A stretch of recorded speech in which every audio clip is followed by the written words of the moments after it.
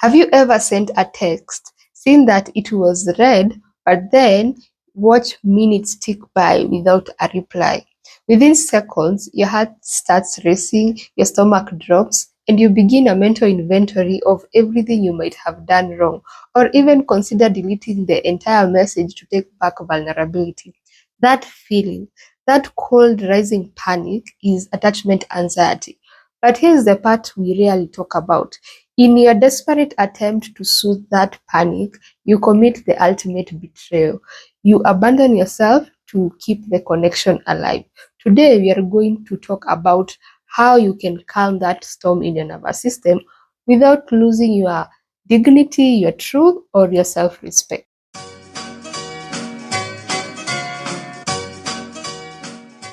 Attachment anxiety is often described as an alarm system set way too high. When you notice a shift in a relationship, maybe a shorter than usual text, a change in tone, or a moment of perceived distance, your nervous system doesn't just see a busy partner, it sees a threat to your survival. This is because for the anxiously attached person, connection equals safety. And when this safety is threatened, the impulse is to do anything, literally anything, to get that connection back. And this usually manifests as double texting, over explaining, or most commonly, self-abandonment. Self-abandonment is when you suppress your needs, ignore your boundaries, or apologize for your feelings just to be likable or to make it easy for the other person. You become a version of yourself that you don't even recognize in hopes of making them stay. But the cost of that staying is your self-worth. The first step is soothing the anxiety without abandoning yourself. You have to catch the anxiety before it reaches your mouth or your thumbs. This is because attachment anxiety is a physical event. It lives in the tightening of your chest, the shallow breaths, and the restless energy in your limbs. When you feel that spiral starting, your job is not to fix the relationship in that moment. Your job is to regulate your nervous system. You cannot outthink your way out of an attachment cry. You have to regulate your way out. Stop what you are doing, put your feet flat on the floor, and name and notice the sensation. You can tell yourself, I am experiencing an attachment alarm and my body feels unsafe right now, but I am safe in this room. This separates the feeling from the action, preventing you from sending that impulsive, are you mad at me text. After you've calmed the physical fire, you have to address the narrative trap. When we are anxious, our brains become master storytellers. We take a single data point like a late reply and build a 10-chapter novel about how we are unlovable, how they are bored of us, or how we are destined to be alone. This is where self-abandonment thrives because you start reacting to your made-up story and not the reality of the situation. To stop this, you must practice fact checking. Ask yourself, what do I actually know to be true right now? The fact is that they haven't replied, but the story is that they are living. By separating the two, you stop the urge to fix a problem that might not even exist.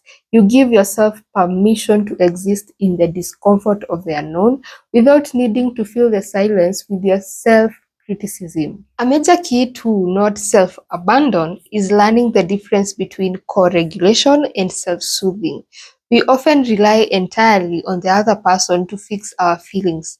We think that if they could just text me back, then maybe I would feel better. While it's healthy to need reassurance, but relying on it as your only source of safety is a form of self-abandonment.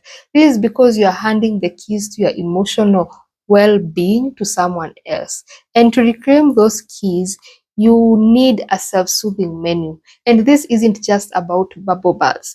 It's about activities that remind you you are a whole person outside that relationship.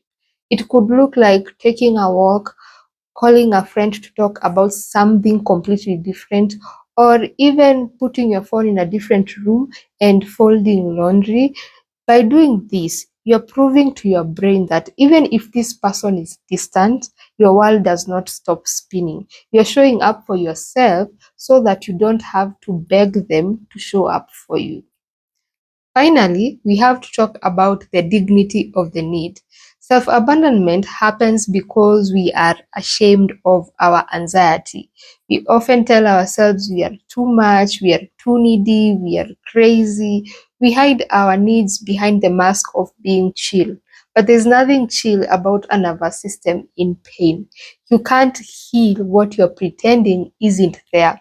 Instead of hiding your need for reassurance, learn to express it from a place of adult power and not childhood panic, because there is a very huge difference between a panicked "why aren't you answering me" and a grounded "I've noticed I'm feeling a bit anxious today and could use a little extra connection when you have a moment."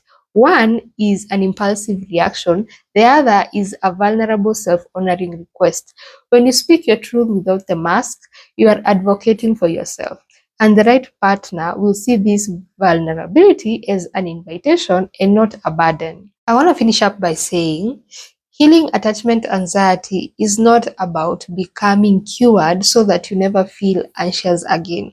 It's about becoming the person who knows how to hold their own hand when the alarm goes off. It's about realizing that the most important relationship you'll ever have, the one that provides the ultimate safety, is the one that you'll have with yourself. When you stop self-abandoning, the silence from others becomes a lot less deafening because you are finally home for yourself.